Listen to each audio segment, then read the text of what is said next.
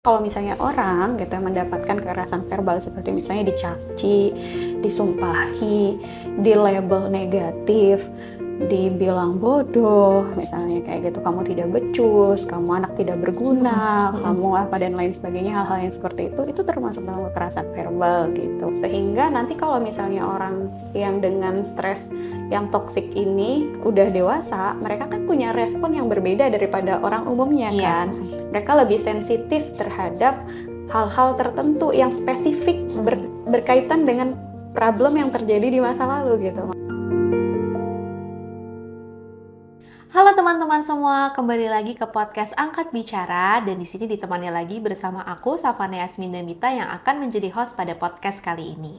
Nah, di sini kita kedatangan bintang tamu dari Psikolog Bicarakan ID. Siapa itu dia? Yaitu Kak Meti. Halo Kak. Halo, nama aku Meti. Aku psikolog klinis dari Bicarakan ID. Saat ini minat aku adalah terkait dengan trauma gitu, masalah emosi, masalah keluarga dan neurodevelopmental pada dewasa. Wah, benar-benar menarik banget ya Kak minatnya, dan komprehensif juga ya minatnya. Nah, sebenarnya pada kesempatan kali ini nih kita mau bahas sesuatu yang mungkin belum terlalu dikenal sama masyarakat awam ya Kak, tapi di sini kita mau memperkenalkan lebih dalam lagi. Betul. Mau menyadarkan lebih dalam lagi yang mungkin bagi teman-teman di luar sana yang punya pengalaman yang sama bisa relate sama podcast kali ini. Yaitu topiknya apa? Itu adalah Adverse Childhood Experience. Nah, boleh dijelasin nih Kak Meti, sebenarnya Adverse Childhood Experience itu apa sih? Kan karena baru pertama kali kayaknya ya dibahas juga di sesi podcast ini gitu ya, adverse childhood trauma ini gitu. Nah, ini tuh adalah sesuatu gitu ya, peristiwa. Nah, biasanya adverse childhood trauma ini kita singkat aja gitu ya, Safa ya gitu ya, agar lebih gampang karena panjang banget. Panjang kita banget sebutnya sih, ACE aja gitu ya. ACE, ya. Untuk ACE ini sendiri gitu ya adalah kejadian-kejadian atau peristiwa-peristiwa yang terjadi di masa kecil yang berpotensi nih gitu bisa menjadi event atau kejadian traumatis di kehidupan seseorang gitu. Oh gitu, jadi kejadian traumatis itu kejadiannya tuh berarti di masa kecil atau gimana tuh Kak? Nah, jadi kejadiannya ini gitu ya, kalau dari penelitian, dari deskripsinya gitu ya, adalah kejadian yang rentangnya itu terjadi di usia 1 sampai dengan 17 tahun. Gitu. Oke, jadi ketika ada kejadian kayak gini itu berpotensi untuk memicu suatu hal yang traumatis gitu ya Kak? Iya, bisa menjadi event atau peristiwa traumatis yang dimana event ini gitu ya bisa membuat orang beresiko lebih tinggi mengalami masalah-masalah kesehatan, baik kesehatan mental ya ataupun kesehatan yang sifatnya fisik gitu. Oke, boleh dijelasin dikit nggak sih Kak, kayak dampak kesehatan mental itu seperti apa, kesehatan fisik itu seperti apa gitu? Oke. Jadi kalau misalnya dari beberapa penelitian, dampak di kesehatan mental itu misalnya orang yang mengalami ACE ini di masa kecilnya, mereka akan cenderung lebih rentan trauma, depresi, punya masalah mental seperti emosi, bipolar, atau bahkan masalah kepribadian seperti BPD, bahkan NPD gitu. Nah, kalau misalnya dari segi kesehatan fisik, orang-orangnya akan cenderung punya resiko lebih tinggi pada kardiovaskular seperti misalnya hipertensi gitu ya, punya masalah lambung, punya juga masalah terkait dengan cancer gitu. Tapi paling cancer tuh di penelitiannya paling banyak yang berkorelasi langsung dengan ACE ini adalah lung cancer gitu. Jadi 65% orang yang mengalami lung cancer gitu, mereka biasanya memiliki 65% orang itu memiliki ACE ini di masa kecilnya. Gitu. Ada penjelasan spesifik gitu nggak sih Kak, kenapa kok lung cancer gitu yang berdampak gitu? Kenapa?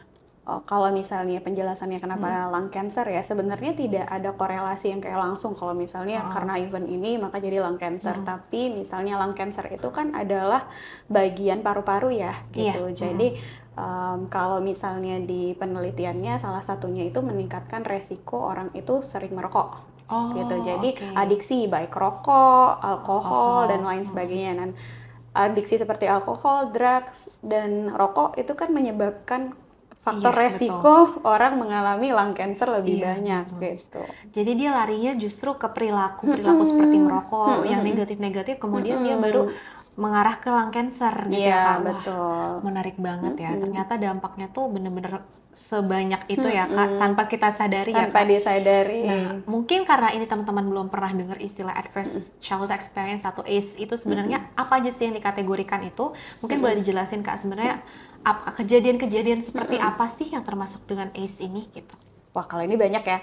Oke. Kita Kita storytelling aja gitu. storytelling aja nih, boleh nih. Ya, sebenarnya banyak ya kalau Mm-mm. misalnya dikategorikan gitu ya. Kalau misalnya kan penelitian yang dilakukan oleh CDC gitu. Jadi Central Disease Control and Prevention di US, mereka itu mengkategorikan 10 gitu. wow, banyak Jadi banget. banyak ya sebenarnya gitu. 10 hal yang bisa berpotensi menjadi event traumatic di masa kecilnya seseorang gitu. Apa aja itu? Itu yang pertama, yang kategorinya kekerasan dulu ya. Ada 3 hal yang termasuk dalam kategori kekerasan, yaitu physical gitu ya.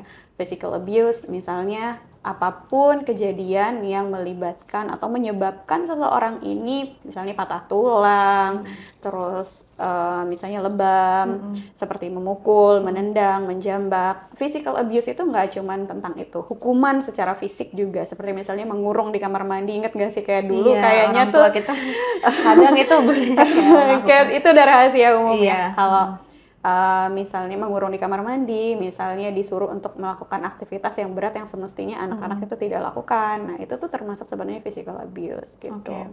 Itu dari sisi physical. Tapi kalau misalnya dari sisi emosional, dari sisi seksual juga gitu. Jadi sexual abuse. Sexual abuse itu seperti apa ya? Baik, kalau sexual abuse itu kan udah termasuk pemerkosaan, terus sodomi gitu ya, dan lain-lainnya yang berkaitan dengan itu. Atau bahkan sebenarnya pelecehan yang, bukan pelecehan ya, yang sifatnya dia dilecehkan di tempat umum. Misalnya kan sekarang banyak tuh kejadian yang kita tahu ya, di transportasi umum ya, di Jakarta gitu, sering banget orang mendapatkan pelecehan gitu. Nah, itu juga termasuk salah satu klienku gitu ya, dia juga punya masalah. Dia masih SD by the way gitu ya, salah satu klienku masih SD gitu, dan dia sudah mengalami permasalahan kecemasan gitu ya, trauma itu tuh karena dia pernah mengalami pelecehan seksual di tempat umum gitu. Contohnya seperti itu. Jadi sayangnya sekarang pelecehan gak cuma terjadi di orang dewasa ya gitu. Iya, benar. Benar-benar Bahkan banyak di yang anak-anak istilahnya sakit juga, ya Kak, iya, yang bisa gitu. memperlakukan anak kecil seperti itu. Seperti sebagai objek seksual Sebagai gitu objek kan. seksual. Sehingga kan itu berpotensi gitu. Kemudian kekerasan lainnya, kekerasan apa? Kekerasan verbal gitu. Oh, kekerasan verbal. Jadi kalau dari segi psikologis gitu ya, brain kita, otak kita itu menangkap hal yang sama. Mau kamu itu mengalami kekerasan fisik ataupun kekerasan verbal. Jadi bagian otak yang merespon itu dan menerjemahkan itu sebenarnya sama. Jadi secara mental kita merespon dengan bagian otak yang sama, sehingga kalau misalnya orang gitu mendapatkan kekerasan verbal seperti misalnya dicaci, disumpahi, di label negatif, dibilang bodoh misalnya kayak gitu, kamu tidak becus, kamu anak tidak berguna, kamu apa dan lain sebagainya, hal-hal yang seperti itu termasuk dalam kekerasan verbal gitu. Atau keluar nama binatang gitu yang harusnya lucu tapi dijadikan sumpahan gitu ya. Nah, itu juga bisa berpotensi gitu ya, menyebabkan sesuatu yang trauma atau apa lainnya, permasalahan di kehidupan ketika dewasa gitu. Jadi itu adalah salah satu ACE gitu. Oke, jadi banyak banget ya katanya. Itu baru 3 itu ya baru Kak? 3 gitu. Itu dari sisi kekerasan dulu Kekerasan ya dulu. gitu. Kemudian ada namanya sisi pengabaian. Oke. Kalau dari sisi pengabaian itu ada 2 hal gitu. Kalau misalnya yang pertama itu physical, secara fisikal diabaikan, neglected gitu ya. Physical neglected itu adalah ketika anak ini gitu ya diabaikan dan tidak dipenuhi kebutuhan fisiknya yang dia merupakan basic need gitu. Basic need itu apa sih? Kayak makan, minum, tempat tinggal, pakaian yang layak gitu kan. Itu membuat si anak ini gitu ya bisa punya problem nih yang dengan sengaja ya. Biasanya yang lebih, kalau dari pengalaman klien-klien yang selama ini kutangani, yang mereka nggak mesti karena kemiskinan loh. Kalau klien-klien yang mereka tuh ngerasa oh ini ya karena orang tuaku miskin ya gitu, misalnya tanda kutip ya kurang mampu ya gitu. Itu bahkan biasanya tidak jadi Penyebab utama. penyebab utama, justru kayak ketika mereka merasa atau anak-anak ini menjudgment keluarganya ini mampu sebenarnya, Oh. tapi secara basic need mereka tidak dipenuhi Oh, gitu. jadi ada ya kayak yang kayak gitu ya. Kalau di ruang konseling Banyak saya cerita ya. menemukannya banyak, kayak misalnya mereka dibiarkan makan makanan yang tidak layak gitu. Misalnya tempat tidurnya mereka itu, padahal anaknya itu bisa nggak harus anak, biasanya terjadi di anak yang diadopsi ya gitu, atau yang, tapi biasanya nggak mesti harus anak adopsi gitu, tapi anak kandung sendiri juga gitu ya. Juga ada yang seperti itu, kayak misalnya mereka karena lapar harus makan makanan basi gitu, sedih kan Aduh, sebenarnya kok gitu. bisa gitu ya Kak?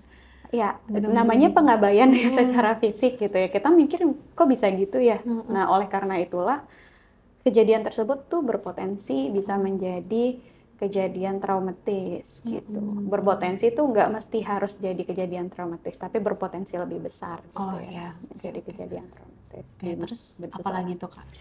Ada yang emotional neglected. Oh, Jadi, emosional juga. jadi kan tadi fisikal, sekarang yang Emosional. emosional gitu. Jadi kalau yang emosional itu yang dia tidak diberikan kebutuhan emosinya nih anak-anak misalnya.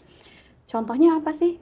Kayak misalnya anak-anak itu kan butuh banget ya untuk bersentuhan dengan orang tuanya, Iya. punya quality time sama orang tua gitu loh. Jadi dia diberikan, misalnya anak ini hanya diberikan kebutuhan makan minumnya aja gitu. Sementara orang tuanya sibuk dengan urusannya sendiri dan tidak ada koneksi yang terbangun.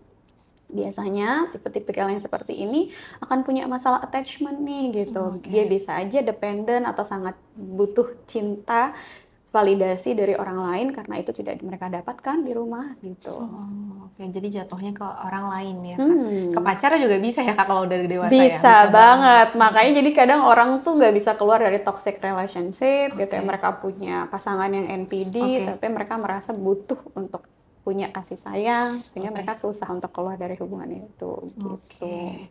Oke, tadi kan udah 5 nih Kak. Berarti ada berapa Masih lagi 5 nih Kak? lagi ya. Masih 5 lagi ya? Mungkin dipersingkat nih Kak bisa. Dipersingkat aja kali ya. Heeh. Jadi yang selanjutnya itu terkait dengan substance abuse gitu ya. Substance abuse itu ya apa aja yang kalau misalnya ada anggota keluarganya yang kecanduan. Yang selanjutnya itu yang masalah yang berhubungan dengan penjara gitu. Kalau misalnya ada orang tua atau orang yang pengasuh utamanya itu mengalami masalah hukum di mana dia itu sampai harus dipenjara gitu. Nah, itu juga berpotensi Oh. gitu. Oke, jadi kayak bukan terjadi pada apa yang dilakukan kepada dirinya aja, tapi dia menjadi istilahnya witnessing gitu ya Kak? Kayak Situasi. situasi yang dia benar-benar melihat orang tuanya nih di penjara, kayak gitu. Itu juga ternyata trauma bagi diri dia ya Kak? Karena sebenarnya efeknya tuh kalau misalnya alkoholik, biasanya kan mereka nggak sadar nih, bisa aja mereka melakukan hal-hal lain ketika mereka sedang tidak sadar gitu kan ya.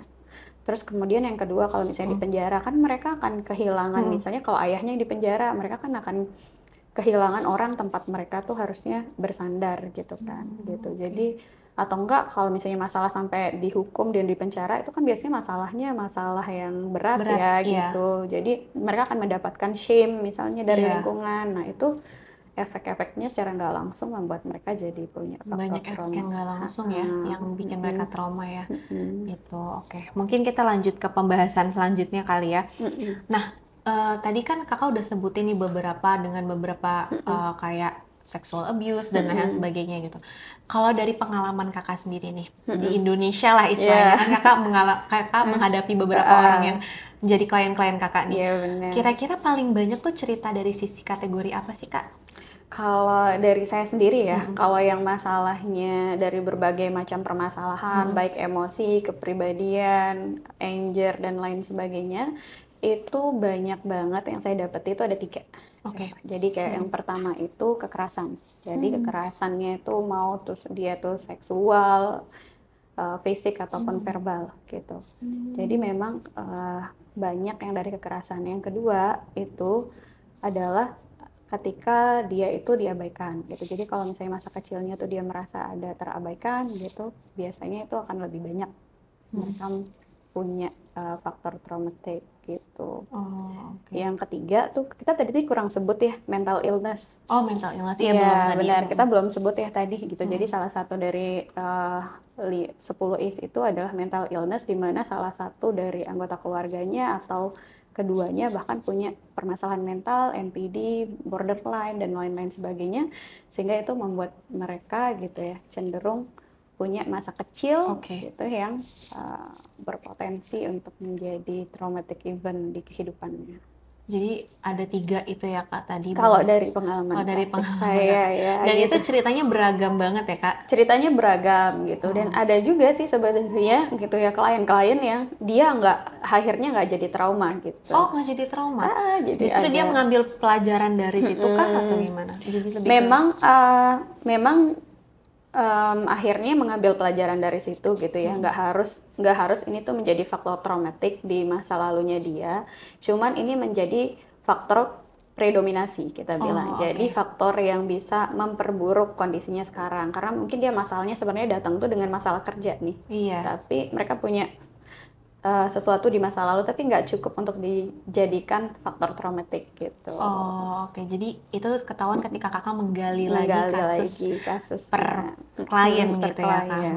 Nah tadi kan kita juga menyebutkan nih Kak tentang pada akhirnya kemungkinan besar lah, potensinya lebih besar terjadi ketika orang itu mengalami suatu hal yang traumatis, kemudian dampaknya ke kesehatan mentalnya dan juga kesehatan fisiknya pada saat mereka sudah dewasa gitu. Iya. Itu ada penjelasan sendiri nggak sih Kak korelasi? Kalau fisik kan tadi udah ngejelasin ya Kak. Kalau di secara mental gitu Kak, korelasinya tuh gimana sih Kak bisa itu terjadi gitu? Nah, mungkin terlalu banyak ya yang efeknya karena setiap gangguan kan punya polanya masing-masing. Tapi mungkin aku akan menjelaskan secara general dulu ya. Jadi kalau misalnya orang yang punya ACE di masa kecilnya, mereka itu cenderung memiliki toxic stress gitu. Jadi mereka mengalami toxic stress. Toxic stress itu apa gitu ya? Mereka merasa tertekan, situasi itu menekan, dan situasi itu menjadi sesuatu yang toksik bagi diri mereka sendiri gitu. Dan biasanya karena itu sifatnya mendadak seperti misalnya pelecehan apa dan lain sebagainya, atau sesuatu yang berulang seperti misalnya verbal abuse, sexual abuse dan lain sebagainya gitu. Itu mereka kan dalam jangka waktu tertentu kronik nih ya, selalu berlanjut gitu. Nah, sehingga mereka mengalami stres nih yang berkepanjangan. Banyaknya stres atau situasi stres itu menghasilkan hormon kortisol yang lebih banyak. Nah, hormon kortisol ini muncul gitu ya. Muncullah reaksi namanya fight, flight, or freeze yang kita kenal selama ini gitu ya. Reaksi itu apa? Reaksi di mana kita itu nggak bisa dengan benar, dengan ajak mengambil kesimpulan dari apa yang terjadi di sekitar kita gitu. Sehingga nanti kalau misalnya orang yang dengan stres yang toksik ini udah dewasa, mereka kan punya respon yang berbeda daripada orang umumnya kan. Mereka lebih sensitif terhadap hal-hal tertentu yang spesifik berkaitan dengan problem yang terjadi di masa lalu gitu. Makanya kalau misalnya ada orang yang pernah dikurung di kamar mandi, mereka itu akan hypersensitif dengan gelap misalnya. Karena mungkin mereka dikurung dalam kondisi yang gelap. Atau makan kayak misalnya ada orang yang pernah misalnya ditakut-takutin badut gitu ya. Mereka akan takut sama orang asing misalnya. Atau figur-figur yang abstrak kayak gitu ya, kayak badut, ondel-ondel, and something gitu. Jadi ternyata orang yang mungkin ya tadi yang kadang terlalu takut gelap itu bisa berarti dia punya potensi yang dulu tuh pernah ada kejadian traumatis yang pernah dialami tuh banyak ya Kak. Jadi ya, Kak? Bisa probably gitu ya. Mungkin nggak disadari sehingga nggak disadari. Banyak kan nggak disadari dan bahkan kita juga kenapa sih lu takut banget sama takut? Kita kan takut banget sama gelap gitu. Kita kan kayak kok berlebihan banget sih padahal kita nggak tahu apa yang dia alami sebelumnya gitu. Tapi bisa jadi dia juga nggak sadar gitu. Dianya juga nggak sadar. Kayak misalnya ada klien yang takut dia nggak mau makan nasi. Jadi kayak misalnya ada klien yang nggak mau makan nasi. Ternyata dia mengasosiasikan nasi ini dengan apa gitu. Apa mungkin ketika dia makan, orang tuanya selalu bertengkar misalnya. Atau dia witness. Dia menyaksikan ada abusive di keluarga. Dan itu selalu terjadi ketika dia makan. Dan kebetulan kan orang Indonesia makannya nasi ya gitu. Jadi Saya punya klien yang punya selective eating dan dia itu nggak mau makan karbo semuanya gitu, karena nasi kan termasuk karbo ya. Jadi dia selektif, dia nggak mau makan karbo gitu, sehingga badannya kurus banget gitu. Jadi ternyata seluas itu ya Kak, ketika kita udah dewasa punya, mungkin kita kayak takut kegelapan atau nggak mau makan nasi, itu kita nggak kepikiran sejauh itu ada hubungannya sama kita waktu masa kecil gitu, atau usia 1-17 tahun tadi gitu ya Kak. Peristiwanya, oh gila, itu benar-benar. Aku pun baru tahu sekarang sih Kak, maksudnya seluas itu dampaknya ketika kita sudah dewasa nanti. Nah mungkin kalau dari Kakak nih, segi penanganannya atau kayak apa sih sebenarnya yang harus dilakukan untuk menanggapi si ACE ini? Mungkin dari segi orang tua maupun Kakak sebagai psikolog gitu. Oke. Jadi tuh kalau sebenarnya kalau dari segi umum dulu gitu ya, karena ACE ini kan sangat berkaitan sama figur pengasuh utama, di mana pengasuh utama ini gitu ya, atau significant others, orang lain yang signifikan di hidup orang ini. Jadi bagi orang-orang yang dewasa gitu gitu ya, yang berada di sekitar anak-anak yang sedang tumbuh atau remaja yang sedang tumbuh.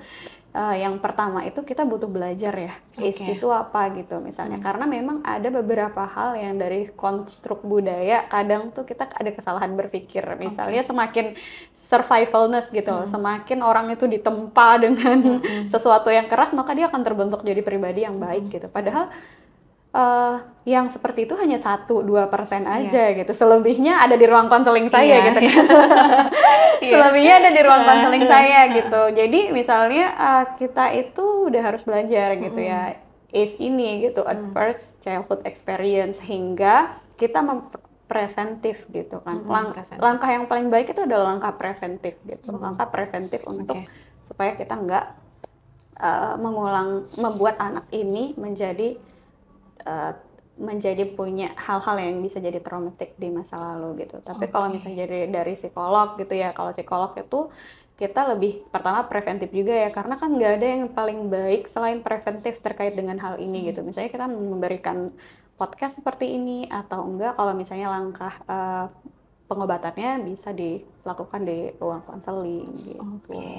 Cuman kan ini kan berarti kan langkah preventif itu sangat penting ya Kak. Tapi kalau situasinya tuh sudah terlanjur terjadi nih, apa yang bisa kita lakukan Kak? Oke, kalau misalnya terlanjur terjadi, pertama yang paling perlu kita lakukan itu adalah proper apologize. Proper apologize itu apa? Kita minta maaf, tapi yang kita minta maaf tuh harus jelas gitu. Kayak misalnya, Nak maaf ya gitu, misalnya, Cu maaf ya kalau tadi, kan itu susah ya biasanya di Indonesia ya, orang lebih tua tuh susah untuk minta maaf. Kan. Sorry ya, harusnya saya nggak bentak kamu, harusnya saya nggak ini, dan kita berjanji nggak akan melakukan kesalahan yang sama lagi gitu. Nah kemudian setelah proper apologize, kita bisa nih gitu, ada rumusnya gitu ya, kayak misalnya nih kita udah kan misalnya kita nggak sengaja nyubit anak ini gitu ya. Nah itu diganti dengan pengalaman yang menyenangkan, rumusnya 1:5 gitu. Jadi kalau kamu melakukan satu kesalahan yang kamu ngerasa negatif nih gitu, jadi kamu ganti dengan 5 experience yang menyenangkan di anak agar dia itu tertutupi setidaknya gitu. Ada kompensasi, dia jadi bisa berpikir dan mengambil kesimpulan, oh maybe kemarin orang tua aku atau nenek aku atau siapa aku itu mereka nggak sengaja gitu, hilaf gitu ya bahasanya gitu. Dia paham kalau itu bukan sesuatu yang berulang gitu. Terus kurang lebih itu atau ada tambahan lagi Kak? Nah kalau hal-hal pencegahan lainnya itu adalah saya selalu mengingatkan gitu ya, kalau misalnya anak ini di awal-awal menunjukkan ada problem yang terkait dengan emosi, biasanya kalau anak-anak itu emosi terus keterlambatan dalam perkembangan, dan setelah itu menunjukkan perilaku yang berbeda daripada yang sebelumnya, ataupun mereka itu punya masalah di akademik, itu disarankan untuk segera melakukan konsultasi dengan profesional psikolog atau psikiater atau dokter anak gitu ya, untuk screening si anak ini ada problem apa sehingga bisa ditangani dengan segera gitu. Apalagi kita tahu kalau kita itu pernah melakukan sesuatu yang termasuk dalam ACE itu gitu. Nggak ada salahnya untuk di screening gitu si anak. Kadang kan kita kayak masih tabu gitu ya Kak, kalau ya orang nggak ada masalah untuk apa di screening, cuma ternyata penting juga ya Kak untuk di screening. Semakin cepat diketahui kan semakin iya. Kemudian yang selanjutnya kita tuh sebaiknya belajar tentang healthy discipline gitu sama anak. Oke. Jadi memang ada teknik-teknik yang bisa kita lakukan gitu ya. Mungkin habis ini silahkan dicari ya gitu, tentang healthy discipline gitu. Gimana caranya kita mendisiplinkan anak tanpa harus melibatkan kekerasan dan lain-lain sebagainya yang termasuk dalam isi itu. Oke, ini kalau dengar-dengar berarti PR jadi orang tua banyak juga ya. Lumayan banget, Lumayan saya banget. juga orang tua ya, saya Iya. juga punya anak ini, dan saya merasa bahwa oh ya itu bukan sesuatu yang mudah untuk dilakukan, tapi kan mereka nggak akan mengulang masa kecilnya gitu, dan Iya, itu akan benar. dijadikan Itu sih. fondasi. Mereka emang kayak kertas putih yang kosong ya gitu. Jadi tergantung orang tua banget ya ketika mereka lagi di masa pertumbuhannya mereka gitu. Setidaknya bukan kita, kalaupun ada kejadian unfortunate di luar gitu ya, itu kan di luar dari tanggung jawab kita. Iya.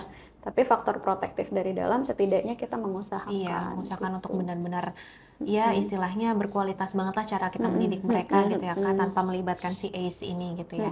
Nah, mungkin untuk terakhir nih Kak, ada nggak nih pesan Kakak untuk orang-orang di luar sana yang mungkin sebagai orang tua atau sebagai orang yang pernah mengalami ACE tapi belum menyadari itu, atau sudah pernah konseling dan mereka sudah nyatakan pernah terdiagnosa mungkin ada pengalaman traumatis akibat ACE ini gitu, mungkin boleh disampaikan Kak pesannya?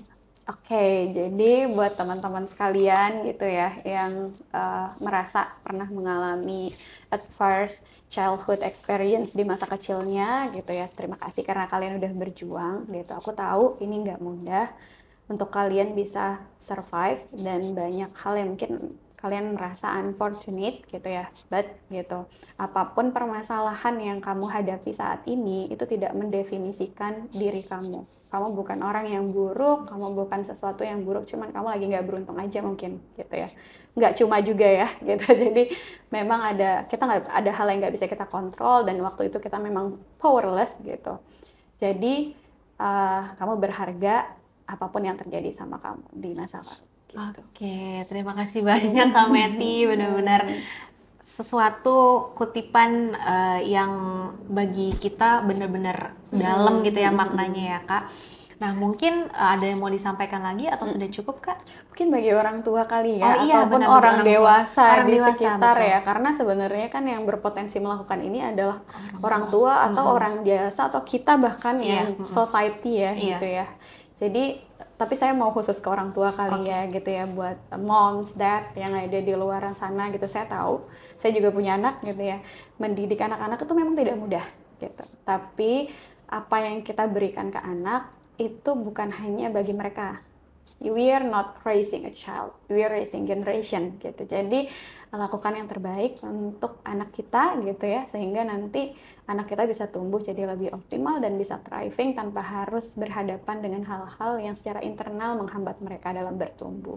Oke, terima kasih banyak ya Kak Meti, dan terima kasih banyak udah meluangkan waktu nih untuk berada di podcast ini dan berbagi ilmu kepada kita semua yang mungkin belum pernah tahu apa itu adverse childhood experience ini. Oke teman-teman, mungkin kali ini podcastnya sampai sini saja. Semoga bermanfaat bagi teman-teman semua yang mau mengetahui tentang apa sih sebenarnya adverse childhood experience itu. Dan tadi kita udah bener-bener bahas secara komprehensif ya. Semoga bermanfaat bagi teman-teman. Kalau ada yang mau sharing atau mau sekedar komen, bisa banget untuk taruh komen kalian di kolom komentar di bawah. Atau yang mau konseling nih sama Kak Meti, tertarik mau berbicara dari hati ke hati sama Kak Meti, boleh banget. Bisa langsung reach out kami di Instagram, TikTok, ataupun di YouTube Bicarakan. Jadi see you on next podcast. Bye! Bye-bye, see you!